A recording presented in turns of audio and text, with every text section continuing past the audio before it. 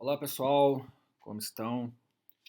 Vamos dar continuidade aos estudos de direito constitucional, por enquanto de forma remota, enquanto não cessem os efeitos do coronavírus, esse período de quarentena.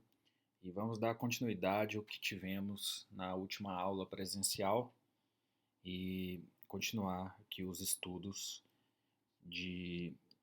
do Poder Executivo. Então, terminamos nas últimas aulas o Poder Judiciário, falamos tudo a respeito do Poder Judiciário e das funções essenciais da Justiça.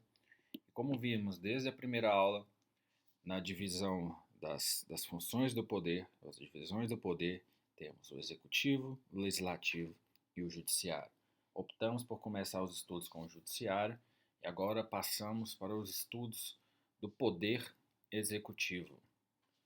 Vamos começar falando sobre presidencialismo, que é o sistema de governo que temos no Brasil desde a primeira Constituição de 1891. E a Constituição de 1988 delegou ao eleitorado brasileiro definir qual seria o sistema de governo adotado pelo Brasil.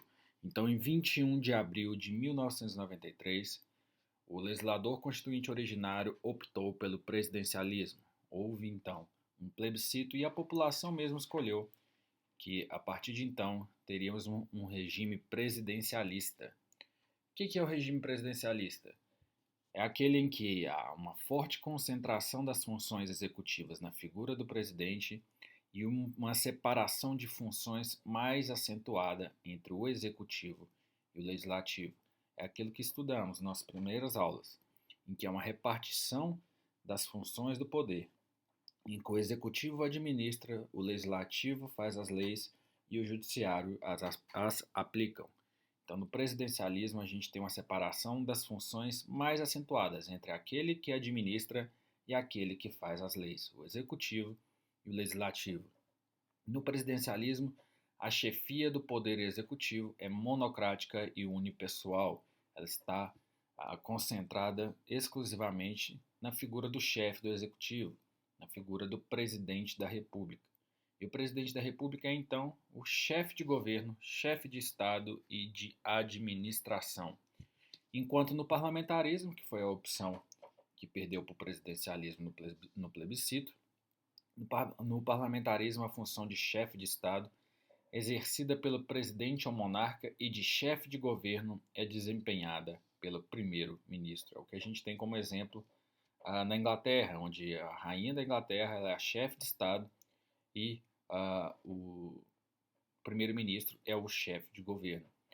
Então, no presidencialismo, a gente tem os ministros de Estado são auxiliares do presidente da República e esse tem livre escolha e exoneração de quem vão ser os seus ministros. Então, cabe ao presidente da República escolher de forma livre quem serão seus ministros e, se for de sua vontade, também exonerá-los de seus cargos, não tendo necessidade de motivação ou autorização por nenhuma parte dos outros poderes.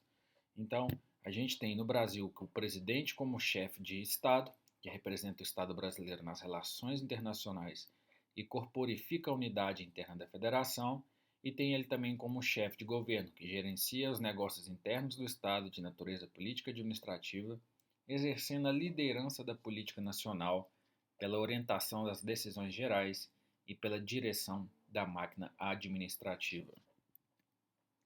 A Constituição de 88, então, estabeleceu a independência para os membros do Poder Executivo.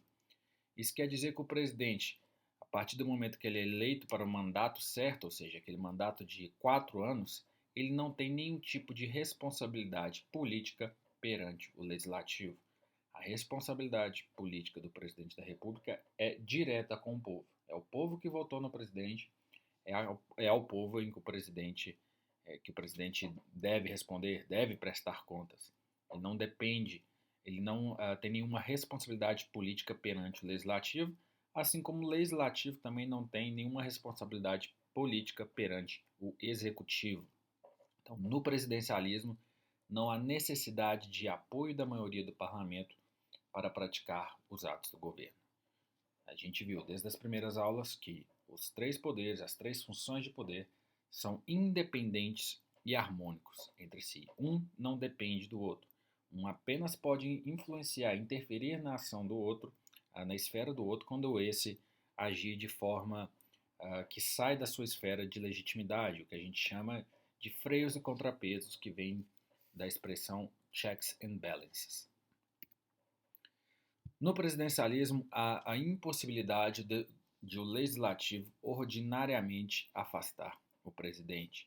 Não é possível, dentro do presidencialismo, que o legislativo, por vontade própria, afaste o presidente. Isso é diferente do parlamentarismo. E aqui no presidencialismo há a impossibilidade do presidente dissolver o parlamento. Não existe a possibilidade do presidente fechar o Congresso.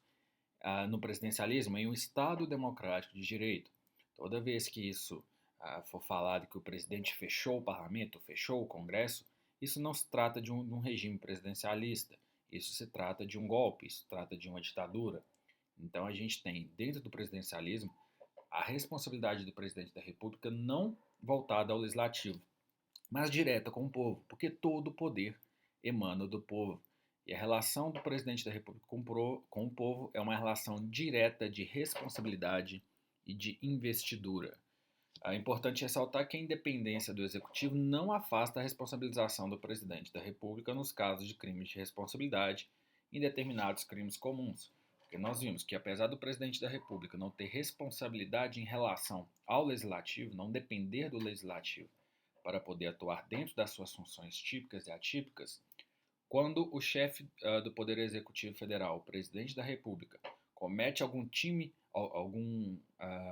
tipo de crime, algum crime de responsabilidade, pelo foro por prerrogativa de função que estudamos, no caso de crimes de responsabilidade, o presidente da República será julgado pelo Senado Federal, enquanto no caso dele cometer algum crime comum, este será julgado pelo STF. Em relação às funções do Poder Executivo, qual é a função executiva?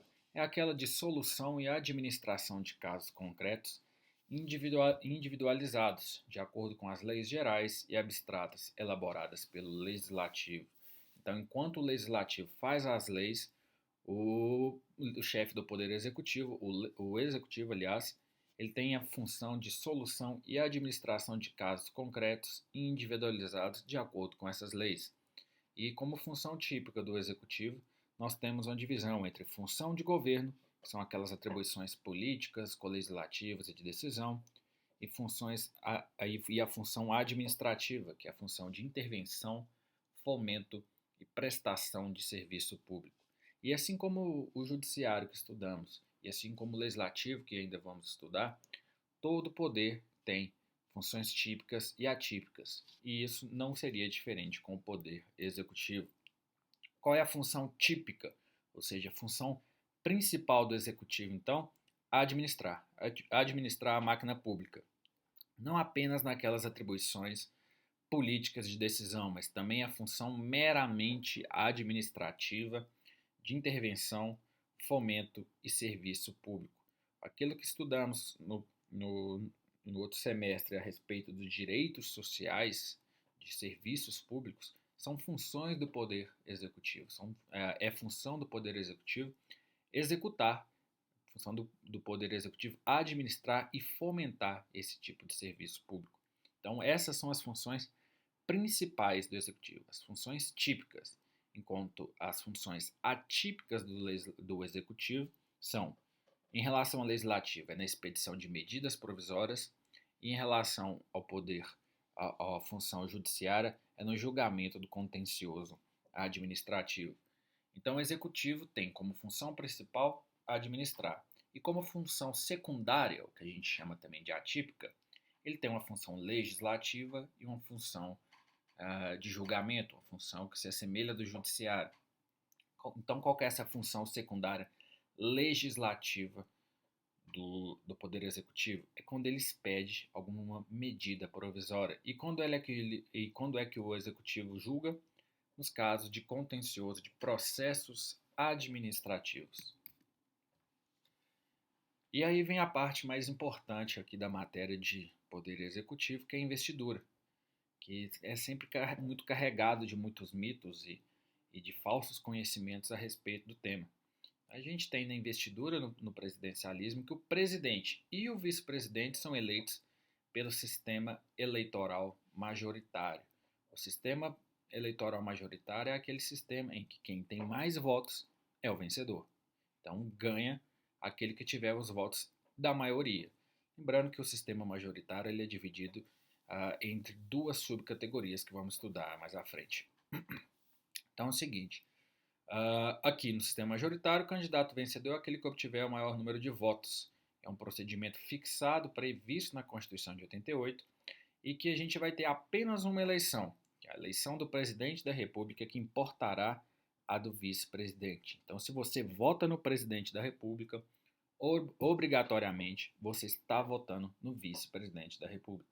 Não são eleições separadas e não existe a possibilidade de você votar no presidente querendo um outro vice. A chapa é composta pelos dois candidatos e não há necessidade deles serem do mesmo partido. É possível o presidente da República ter um partido, enquanto o vice-presidente ter algum outro partido, e isso é muito comum no sistema presidencialista que a gente tem por causa das coligações.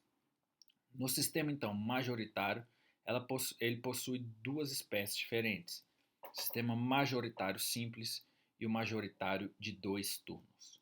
Esse sistema majoritário simples, também chamado de majoritário puro, é o eleito candidato que obtiver o maior número de votos, em apenas um turno, mesmo que a diferença de votos seja insignificante. Mesmo que a diferença de votos seja de apenas um voto, a gente vai ter a eleição desse candidato. E quando que isso é adotado no sistema brasileiro? É adotado para a eleição dos senadores, de acordo com o artigo 46 da Constituição, e de prefeitos daqueles municípios que têm até 200 mil eleitores.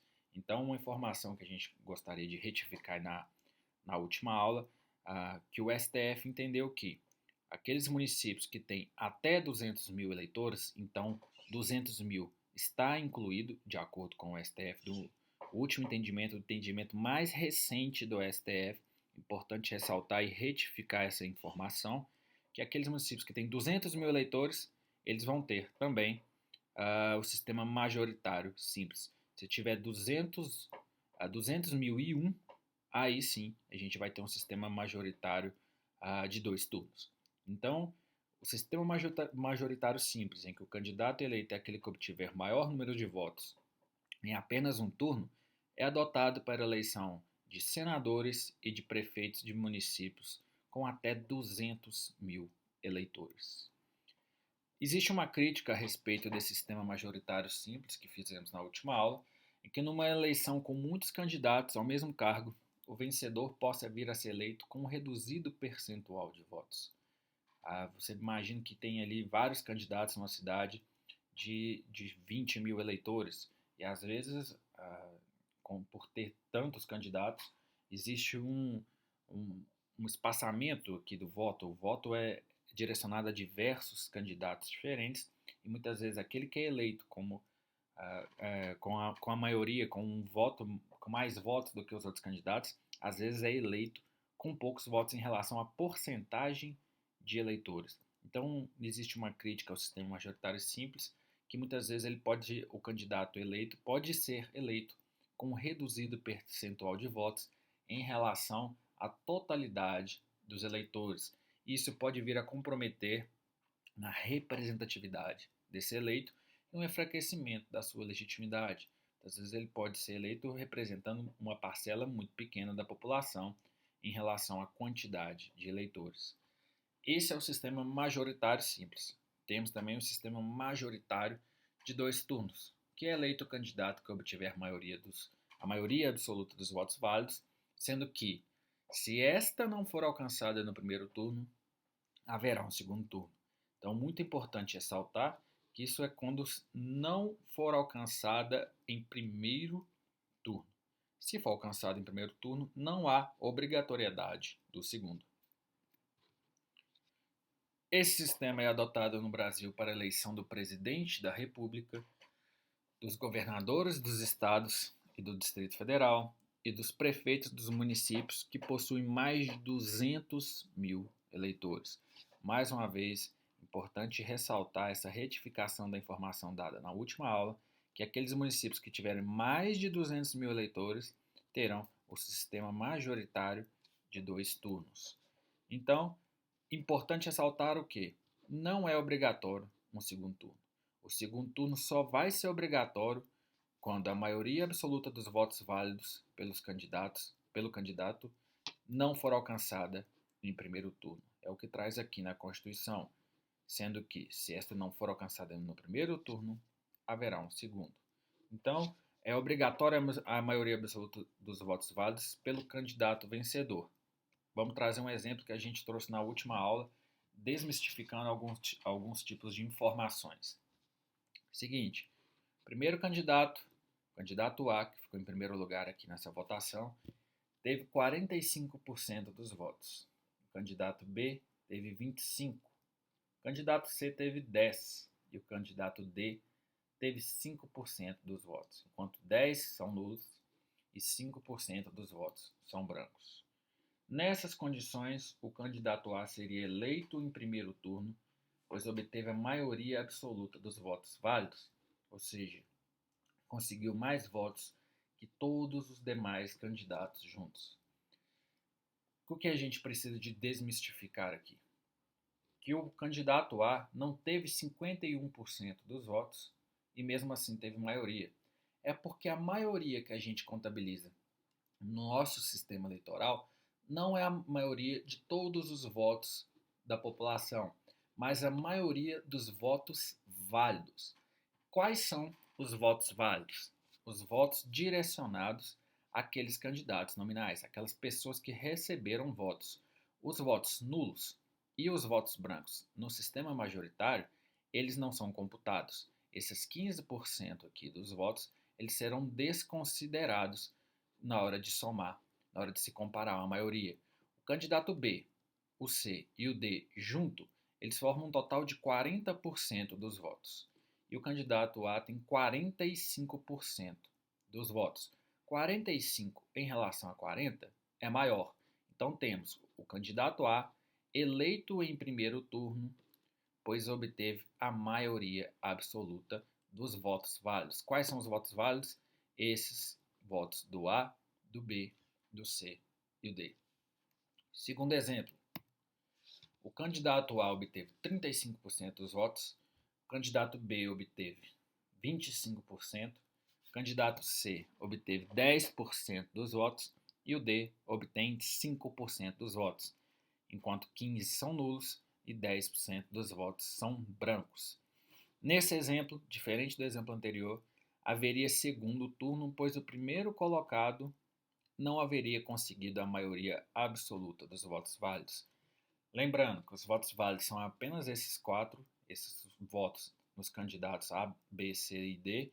Os 15 e os 10 dos nulos e brancos não são computados em relação à maioria.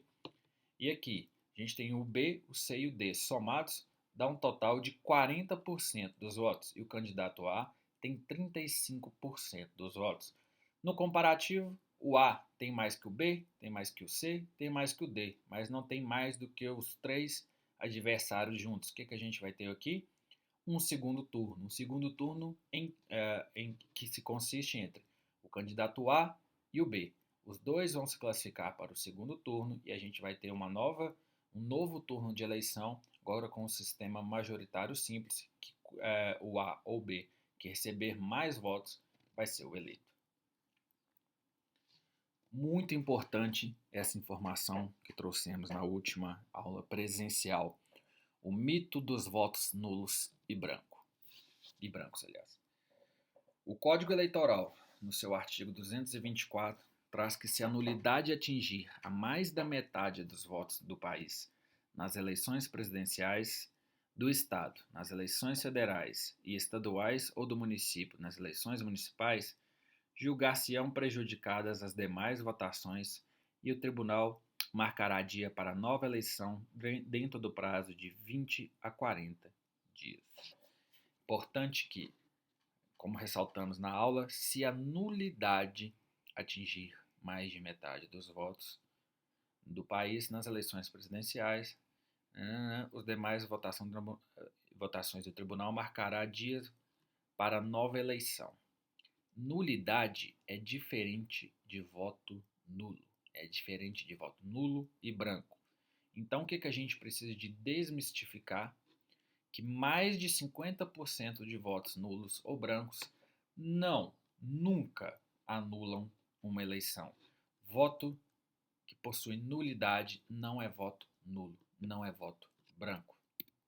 Nulidade no processo eleitoral que contamine mais de 50% dos votos é aquela nulidade em relação a votos comprados, votos realizados por quem não pode votar e aqueles votos fora do horário estabelecido pela Justiça Eleitoral. Esses são os votos que acarretam nulidade. Votos nulos e brancos não entram no cômputo dos votos necessários para eleger um candidato. É um mito, é uma inverdade, como todos os mitos não são verdades. Se a nulidade atingir mais da metade dos votos, ou seja, se aqueles votos comprados, realizados por quem não pode votar, ou fora do horário estabelecido pela Justiça Eleitoral, atingir mais da metade dos votos, aí sim as votações serão prejudicadas e o tribunal marcará dia para nova eleição dentro do prazo de 20 a 40 dias. Muito importante. Dando continuidade, a eleição do presidente da República e do vice-presidente da República, ela ocorre por voto direto e secreto, e o primeiro turno é realizado no primeiro domingo de outubro. E o segundo turno, se houver necessidade, lembrando que o segundo turno não é obrigatório, apenas nos casos em que a maioria dos votos válidos não for alcançada em primeiro turno, ele vai ocorrer no último domingo de outubro. Então, como que é organizada a eleição do presidente e vice-presidente da República? Primeiro turno no primeiro domingo de outubro, segundo turno, se houver necessidade, no último domingo de outubro, no ano anterior ao término de mandato presidencial vigente. Então, como o mandato presidencial vigente termina em 2023, 2022 teremos eleição para o mandato de 4 anos. O período de mandato presidente da República é um período certo de 4 anos de duração. Permitida a reeleição para um único período subsequente. Então, é permitida a eleição para apenas um único período seguinte. Um presidente da República ele pode ter diversos mandatos diferentes, mas de forma seguida é apenas 2 mandatos, uma eleição e uma reeleição subsequente, uma reeleição para um período seguido. Então, não há limitação de vezes para que o mesmo cidadão seja eleito presidente. O que a Constituição veda é apenas para períodos sequenciais, apenas uma reeleição sequencial. Então, quando perguntarem qual que é o tempo de mandato de um presidente da República, é o tempo certo de 4 anos. Ele pode ficar 8? Sim, se ele tiver uma eleição subsequente, mas o período de cada mandato é de apenas 4 anos. Quais são os requisitos para uma pessoa se candidatar aos cargos de presidente e de vice-presidente da República? Primeiro requisito, lembrando que esses requisitos são cumulativos, é necessário ter todos esses requisitos para se candidatar a presidente e vice-presidente da República. Primeiro requisito é ser brasileiro nato. Segundo, estar no pleno gozo dos direitos políticos, possuir alistamento eleitoral, possuir filiação partidária, que vamos ter uma observação, possuir a idade mínima de 35 anos e não ser inelegível, inalistável, analfabeto, não ter mais de uma reeleição para período subsequente, não ter nenhum caso de inelegibilidade por parentesco na forma do artigo 14, parágrafos 4, 5º e 7º da Constituição. Então, se eu quiser me candidatar a presidente da República ou vice-presidente da República, tenho que ser brasileiro nato, ou seja, o naturalizado está excluído, estar em pleno gozo dos meus direitos políticos, ter alistamento eleitoral, possuir filiação partidária e possuir idade mínima de 35 anos e não ser inelegível. Observação: no Brasil é proibida aquelas candidaturas avulsas ou autônomas presentes em texto complementar. Da onde que surgiu essa discussão? E que tratados internacionais, como o Pacto de São José da Costa Rica, trouxeram a possibilidade de candidaturas avulsas ou autônomas, daqueles candidatos que não querem fazer parte de nenhum partido político, mas querem se candidatar ao cargo de presidente da República. A Constituição vetou. Mas se isso está em algum tratado internacional, por que a gente não está abarcando isso na Constituição? O STF considerou em 2008 que tratados internacionais não são emendas constitucionais, não são modificações da Constituição, mas são normas infraconstitucionais, são normas que estão abaixo da Constituição. Então, se tratados internacionais trouxeram que a possibilidade de candidaturas avulsas, essa norma está abaixo da Constituição.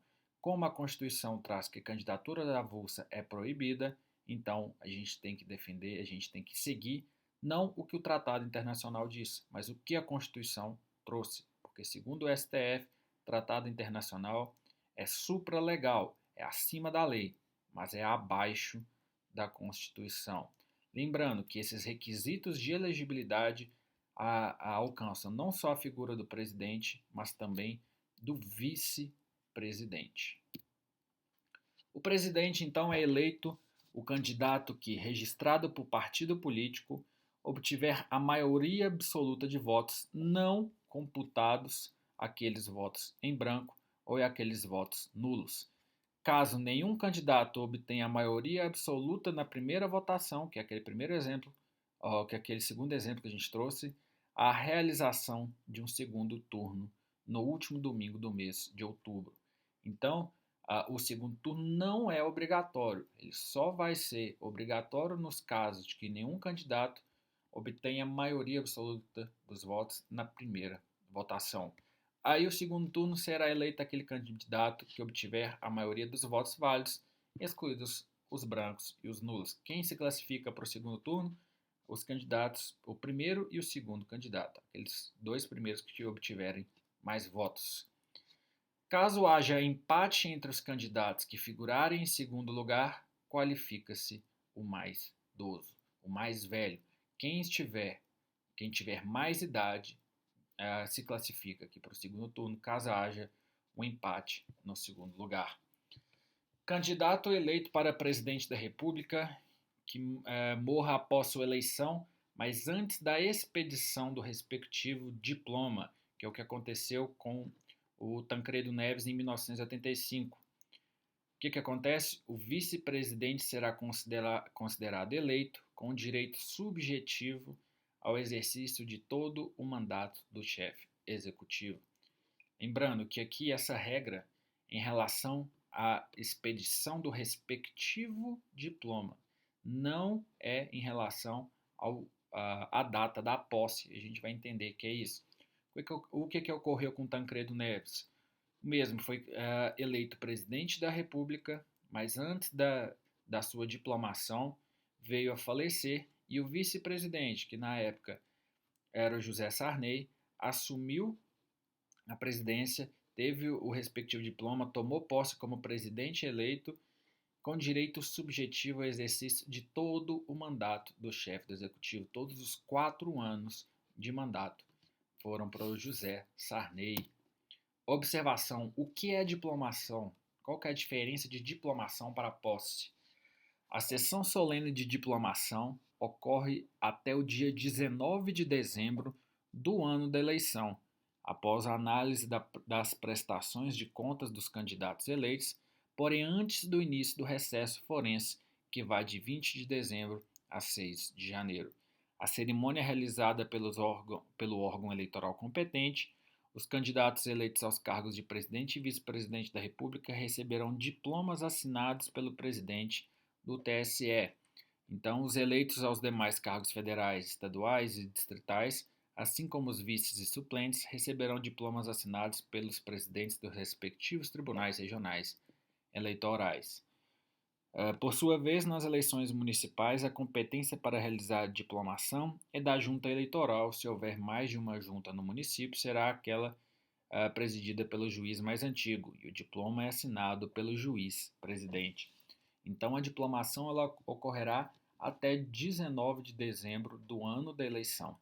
A posse vai ser sempre no dia 1º de janeiro do ano seguinte, mas a diplomação vai ser aqui, até 19 de dezembro. E o nome diplomação vem do fato de ocorrer uma entrega de diploma mesmo daquela pessoa a respeito do cargo que ela acaba de ser eleita. Posse, 1º de janeiro.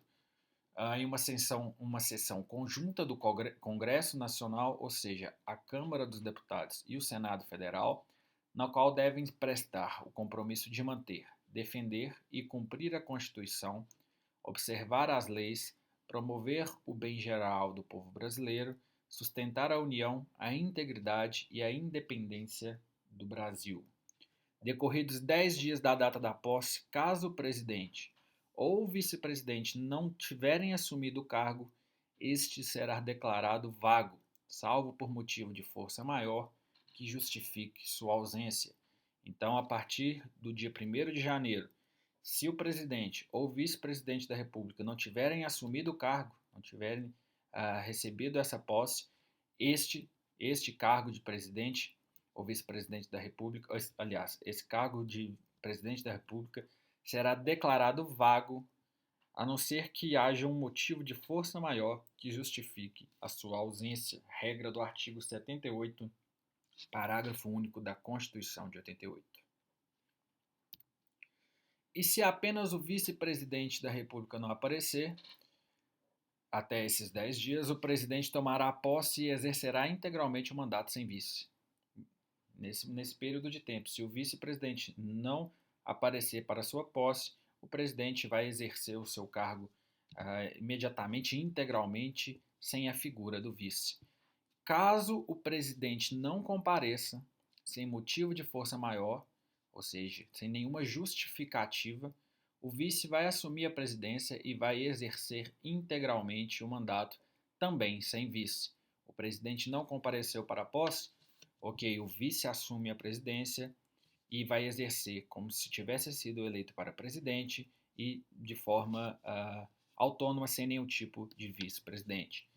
Caso o vice não compareça por motivo de força maior, por algum motivo justificado, o presidente vai governar sem o vice até que cessem os motivos excepcionais e o vice seja empossado. Vamos imaginar que o vice-presidente da República não pode receber a posse porque está doente, está com alguma enfermidade. O que vai acontecer? O presidente vai governar sem o vice até que cessem os motivos excepcionais, ou seja, até que o vice consiga se curar dessa doença e aí, então ele vai ser empossado.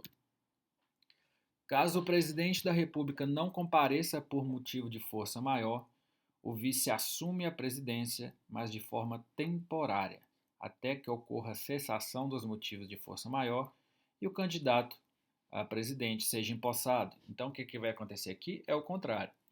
Aqui o presidente não comparece, por exemplo, por uma doença, ele não consegue comparecer na posse, ele já foi diplomado, já ocorreu a diplomação, mas ele ainda não teve a posse por estar doente. O que vai acontecer com ele? O vice vai assumir como presidente, mas apenas de forma temporária, apenas de forma a tampar esse período de tempo em que o presidente da República não pode ser empossado. A partir do momento que cessa, que passa esse motivo de força maior, o vice que estava como presidente volta a ser vice e o candidato eleito a presidente que estava aí enfermo assume o seu cargo de presidente da República. Se for um motivo de força maior que impeça a posse de ambos, tanto do vice quanto do presidente, a posse vai ser adiada para além dos 10 dias, até que pelo menos um possa ser empossados.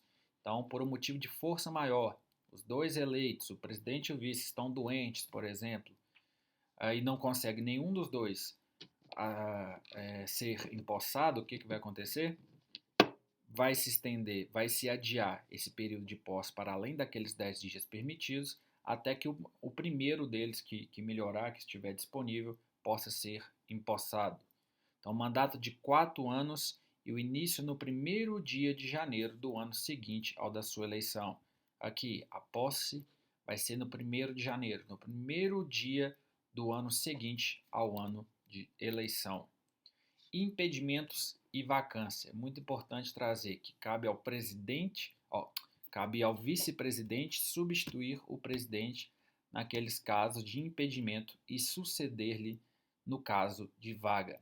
Impedimento e vacância são coisas diferentes. O impedimento é um afastamento temporário do presidente, como, por exemplo, uma ausência do país, uma viagem ao país. O impedimento tem um caráter sempre temporário. A vacância tem um caráter definitivo. No caso de impedimento, no caso, por exemplo, de uma viagem do presidente da República, o vice vai substituí-lo no exercício pleno da presidência. O vice vai poder governar como se fosse um presidente da República nesse período de tempo temporário. De tempo temporário é ótimo, nesse período de tempo determinado. O presidente e vice não poderão, sem licença do Congresso Nacional, ausentar-se do país por um período superior a 15 dias. Então, essas viagens que o presidente e o vice-presidente da República fazem não pode passar do período de 15 dias sem que haja uma autorização, uma licença por parte do Congresso Nacional. Se o presidente da República fica fora do país sem essa licença por mais de 15 dias, aí a gente não tem mais um impedimento, a gente vai ter uma vacância, a gente vai ter o cargo de presidente vago. A pena, então, é a perda de cargo e o STF, através do princípio da simetria, estendeu o mesmo preceito, estendeu a mesma regra aos estados. Então, o governador não poderá se ausentar do estado ou do país por período superior a 15 dias sem que haja autorização da Assembleia Legislativa daquele determinado estado, sob pena de perda do cargo. Estados não podem fixar um período inferior a 15 dias como limite de ausência. Através do princípio da simetria, o STF estendeu da mesma forma a regra do presidente da República para os governadores de estado. Então, se um governador de estado se afastar do seu estado de origem, do seu estado em que ele foi eleito, ou do seu país, por um período superior a 15 dias, sem que a Assembleia Legislativa do seu estado tenha autorizado, a gente vai ter vacância, a gente vai ter a perda do cargo desse governador. E aí quem assume? Assume o vice-governador. Vacância, em como a gente viu que o impedimento é o afastamento temporário, a vacância é o afastamento definitivo do presidente, decorrente de morte, de renúncia ou de perda do cargo em razão de pena imposta pela prática de crime comum ou crime de responsabilidade. Essas são as possibilidades do presidente da República perder o seu cargo. Quando ele perde o cargo de forma definitiva, a gente está diante de uma vacância do cargo. Se a vacância for somente do presidente, quem vai assumir é o vice, que vai exercer de forma integral aquele mandato faltante, aquele período de tempo que falta para concluir os 4 anos em que os candidatos foram eleitos. Agora, se a vacância for do cargo de vice, o presidente continua exercendo o mandato da mesma forma, só que sem vice. Se vaga o cargo de presidente, quem assume é o vice.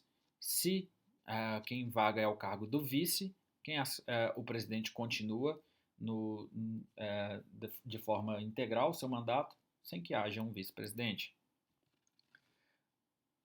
E nos casos de impedimento do presidente e do vice-presidente ou vacância dos dois cargos, ou seja, impedimento temporário.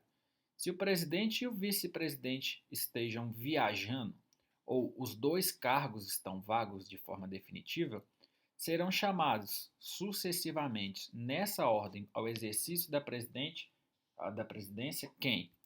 Primeiro, o presidente da Câmara dos Deputados, depois o presidente do Senado Federal e depois o presidente do STF.